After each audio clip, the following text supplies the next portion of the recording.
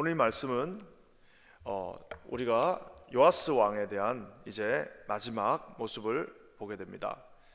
우리 고사성어에 초지일관이라는 말이 있습니다.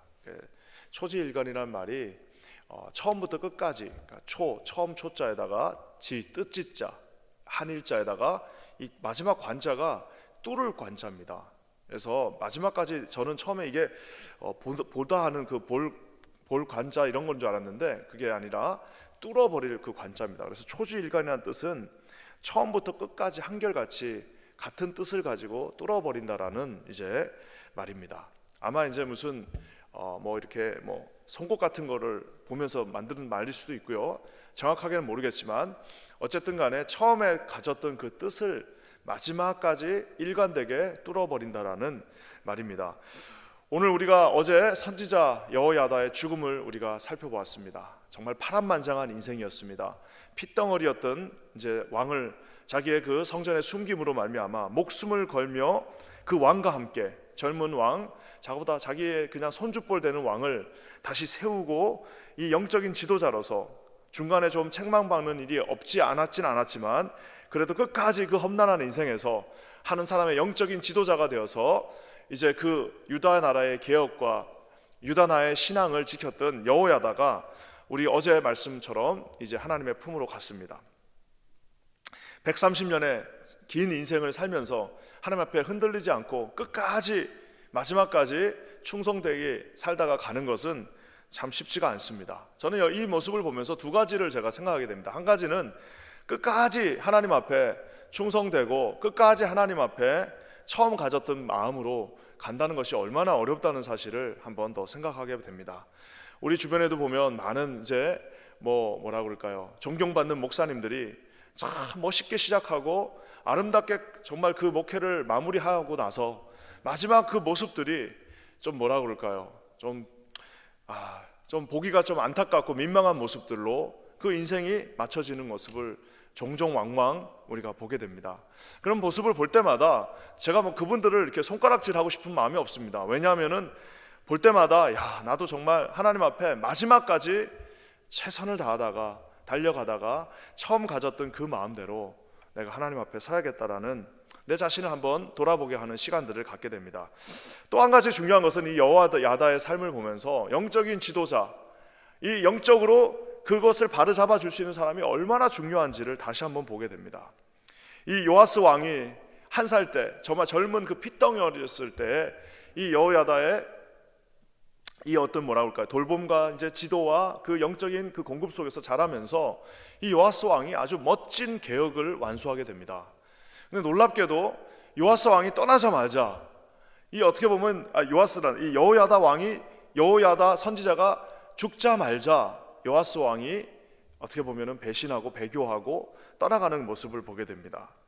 제가 이것을 보면서 얼마나 많은 사람들에게 하나님의 이런 영적인 어떤 이 앵커와 같은 정말 이렇게 닻을 내려줄 수 있는 영적인 지도자 또 영적인 교회 그 공동체가 얼마나 소중한지 다시 한번 보게 됩니다. 저는 우리 퀸즈 아닌 교회가 이런 영적인 닻을 내린 교회가 되기를 주님의 이름으로 간절히 축원합니다.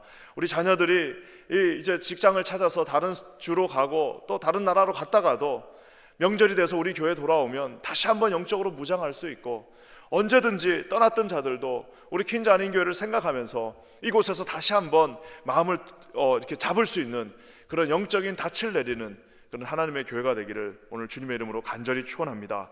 이 왕 요아스가 아까 제가 말씀드린 것처럼 제사장 여호야다가 죽자 말자 그렇게 목숨을 걸고 개혁했던 자기 손으로 정말 그 성전을 청소하고 성전을 강건하게 세우고 무너진 성전과 예배당을 보수했던 그 모든 것들을 불과 얼마 되지 않아 싸그리 다 잊어버리는 그 모습을 보게 됩니다. 저는 이 모습을 보면서 사람이 정말 하나님 앞에 처음부터 끝까지 바로 서는 것도 어렵지만 자기가 했던 것들을 지키는 것도 어렵구나라는 생각을 하게 됩니다.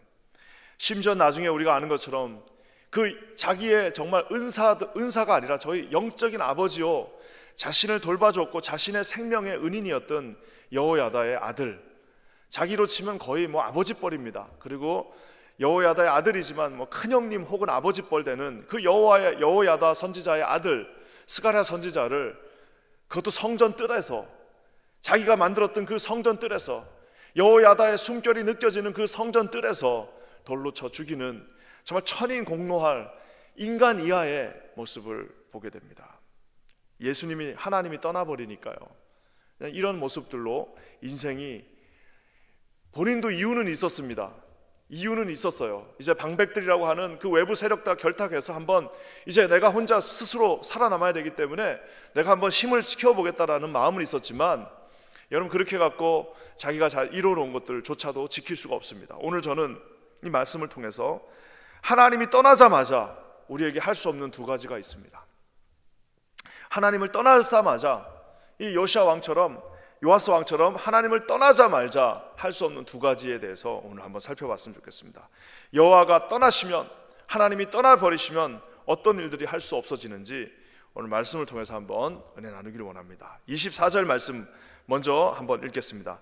여러분, 하나님이 떠나시면요, 우리는 절대 어떤 전쟁에서도 승리할 수 없습니다. 24절 말씀 다 같이 읽겠습니다. 시작.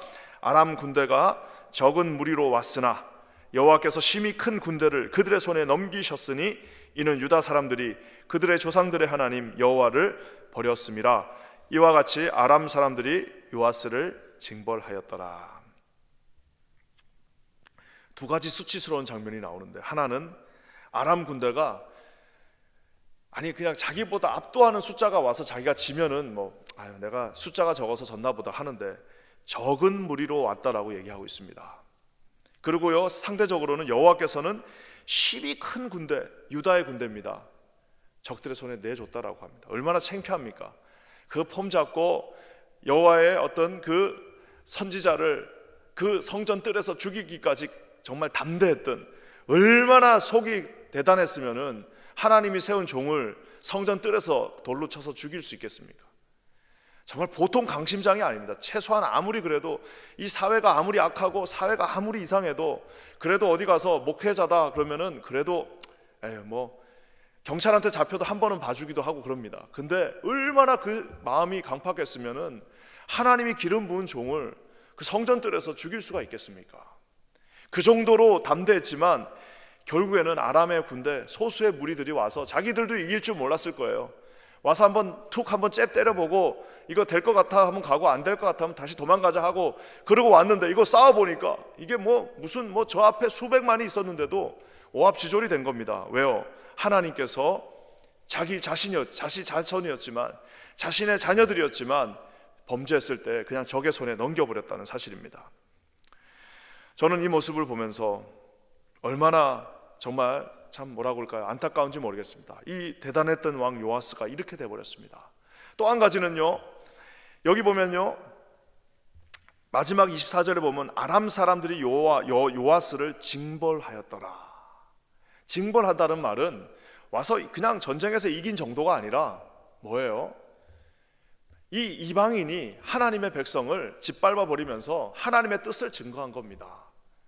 사랑하는 성도 여러분, 이게 뭐냐면요, 우리가 예수 잘 믿는 사람들이 하나님 앞에 바로 서지 못했을 때 하나님께서 징계 채찍을 드시는데, 그 징계 채찍이 누구예요?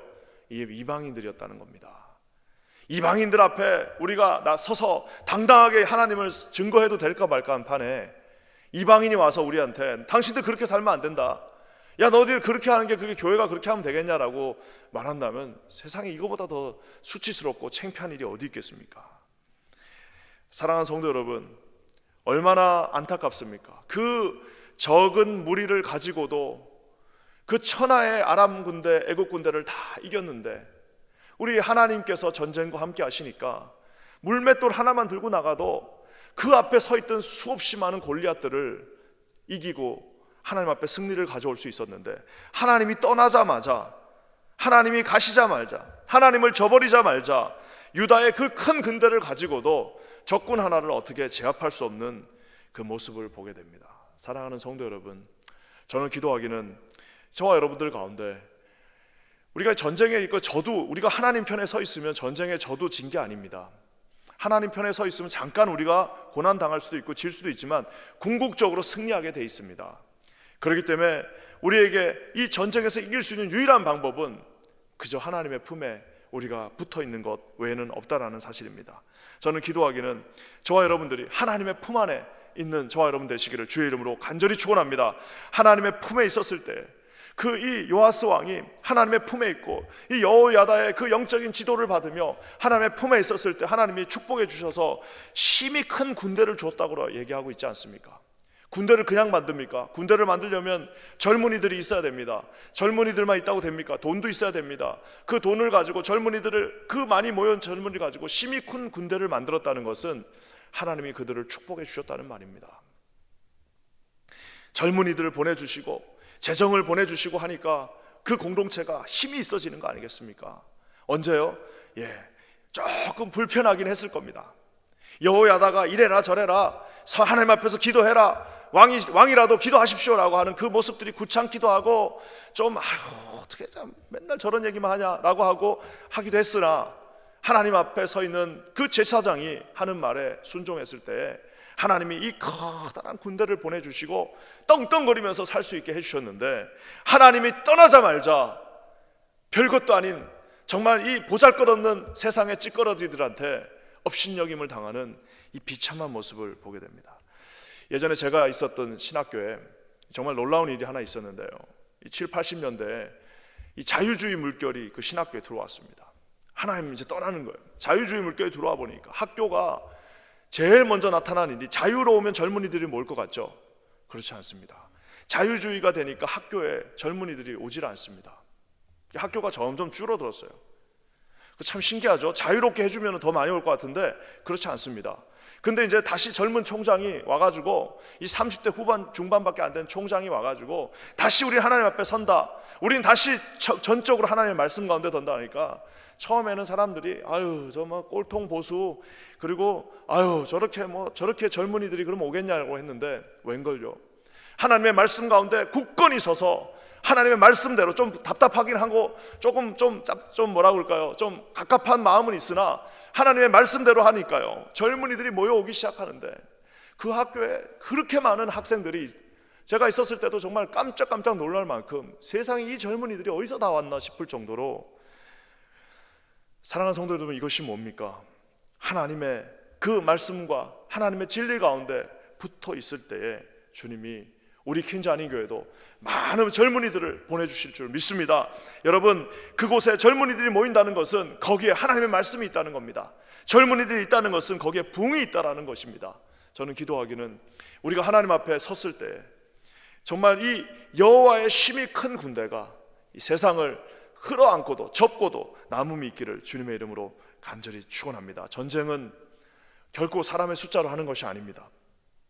하나님께서 함께 하실 때만 우리가 이길 수 있다는 사실, 하나님을 떠난 사람, 하나님을 떠난 공동체, 하나님을 떠난 어떠한 것도 전쟁에서 결단코 이길 수 없다는 사실을 사랑하는 성도 여러분 기억하시기를 주의 이름으로 간절히 축원합니다. 오늘 이 말씀 통해서 여호와가 떠나면 어떠한 전쟁도 이길 수 없다, 우리 인생의 어떠한 작은 전쟁도 이길 수 없다는 사실을 기억하시기를 주님의 이름으로 간절히 축원합니다. 두 번째 또 안 되는 게 있습니다. 25절 말씀 우리 한번 다 같이 읽겠습니다. 시작. 요아스가 크게 부상하며 적군이 그를 버리고 간 후에 그의 신하들이 제사장 여호야다의 아들들의 피로 말미암아 반역하여 그를 그의 침상에서 쳐 죽인지라. 다윗성에 장사하였으나 왕들의 묘실에는 장사하지 아니하였더라. 자기는 여호야다 이 선지자와 이 스가랴 선지자를 정말 돌로 쳤을 때는요, 내가 이렇게 독하게 마음 먹고 내가 내 힘으로 이제는 이 성전, 이 뭐라고 할까요? 안전한 내 왕국을 구축하겠다라고 생각했을 겁니다. 방백들이 누굽니까? 방백들이 뭐 길게 올라가면은 아마 솔로몬 시대 그 솔로몬에 많았던 그 이방 공주들의 아마 뭐 자녀들 정도로 생각하셔도 될 것 같습니다. 나름대로 힘은 있는데 하나님을 섬기지 않는 사람들이에요. 그 사람들하고 손을 잡았습니다. 손을 잡고 자기가 생각한 건 뭐예요? 나는 이 힘 있는 사람들하고 손을 잡으면, 이 뭔가 힘 있는 사람들하고 손을 잡으면 내가 이제 안전하게 나를 이 힘 있는 사람들이 지켜줄 것이다 라고 가장 당연하지만 가장 비신앙적인 생각을 했습니다. 하지만 하나님을 떠나는 순간 정말 놀라운 거는요, 어디서 죽었어요? 침상. 왕의 침상은요, 그 성전 안에서도 뭡니까? 왕궁 안에서도 가장 안전한 곳, 가장 자기가 신뢰할 수 있는 사람들이 친위대로 서 있고, 정말 왕의 친위대, 가장 왕에게 충성하는 사람들이 있는 그곳에서, 아니 무슨 전쟁하다가 죽었으면은 창피하지 않기라도 하죠. 왕궁에서, 침상에서, 그것도 누구에게? 신하들에게 죽임을 당하게 되는 것입니다. 사랑하는 성도 여러분, 내가 세상 손잡으면, 내가 힘 있는 사람들 손잡으면, 내가 누군가 좀 나에게 잘해줄 수 있는 사람 손잡으면 그 사람이 나를 지켜줄 거라고 생각하는데, 사랑하는 성도 여러분, 천만의 말씀입니다. 우리 하나님을 손잡을 때에만 저와 여러분이 그분 안에서 참 평안과 그분의 그 프로텍션, 보호를 받을 수 있다는 사실을 반드시 기억하시기를 주님의 이름으로 간절히 축원합니다. 심지어는요, 마땅히 묻혀야 될, 왕이면 어디에 묻혀야 됩니까? 왕이 죽으면 어디에 묻혀야 돼요? 예, 왕의 묘실. 우리로 치면 대통령이 죽으면 어디 묻힙니까? 보통은 현충원 같은데, 왕의 묘실, 왕이 가야 되는 그 묘실에 묻혀야 되는 그 당연한 그 베네핏도 받지 못합니다. 뭐라고 그래요? 다윗성, 즉 예루살렘에 장사는 되었으나 왕들의 묘실에는 장사하지 아니하였더라. 얼마나 비참합니까? 자기는 그 이방인들하고 그 뭐라고 그럴까, 신앙 없는 인간들을 손잡은 이유가 한번 잘 살아보고, 한번 힘을 떨쳐보고, 한번 내가 내 자신을 보호해 보려고 했는데, 나중에는 묻히는 곳도 그냥 일반 평민들이 묻히는 다윗성 어디, 예루살렘 어디 한 군데에 묻혀 버렸다는 것입니다. 사랑하는 성도 여러분, 권력을 잡기 위해서, 힘을 가지기 위해서, 누군가 자기를 지켜줄 수 있는 사람을 의지하기 위해서 아버지 같았던 선지자, 자기의 정말 아버지도 이런 아버지가 어디 있어요? 그런 아버지 같은 선지자, 그의 아들을, 자기에겐 친형 같고 친아버지 같은 그 선지자를 죽이고, 그것도 성전 뜰에서 돌로 죽이고, 하나님께서요, 그렇게 아둥바둥 자기가 살아보려고 했던 그를 결국에는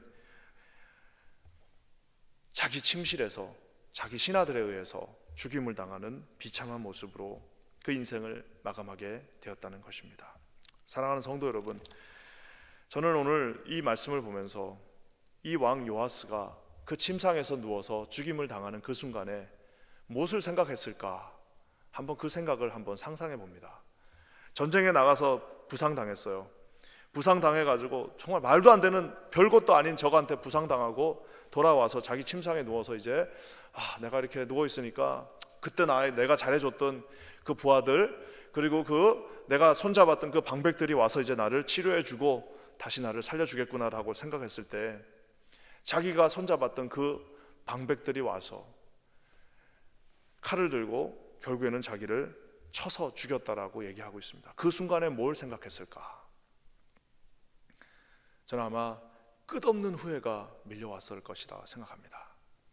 좀 두려워도, 하나님이 보이지 않지만 그 여호야다가 돌아가셨을 때 그 하나님의 그 선지자들이 여전히 살아있기 때문에 그 아들 스가랴와 손을 잡고 지금까지 해오던 이 개혁을, 지금까지 해오던 이 하나님의 말씀에 순종했던 이 개혁을 끝까지 초지일관 마지막 끝을 보는 그날까지 하나님 처음 나를 불렀던 그 부르심대로 내가 이 유다 전 왕국에 하나님의 이름이 선포되어지고, 유다 전 왕국의 모든 우상들이 다 떠나가고, 비록 하나님 눈에 보이시지 않지만 주님이 나와 함께 하심으로 아무리 방백들이 압력을 놓고 방백들이 내 앞에 선다 할지라도 우리 주님이 나와 함께 하신다는 그 말씀을 믿고 내가 주 앞에 서겠습니다라고 할 걸, 이렇게 죽을 바에는 그렇게 할 걸 하면서 아마 그 인생을 마감했을 것입니다. 사랑하는 성도 여러분, 시편 127편에 우리가 아무리 집을 세워도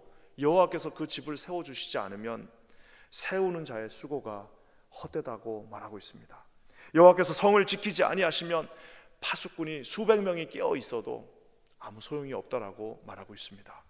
저는 우리 이 신앙의 레이스, 하나님께서 함께 하시는 이 신앙의 이 경주에서 끝까지 승리하시는, 후회함이 없는 인생, 하나님이 전적으로 기뻐하시는 저와 여러분, 하나님이 이기게 해주시는 인생, 하나님이 보호해 주시는 인생 되시기를 주의 이름으로 간절히 축원합니다. 다 같이 기도하겠습니다. 하나님 감사합니다. 오늘도 주님이 주시는 귀한 말씀 가운데 섭니다.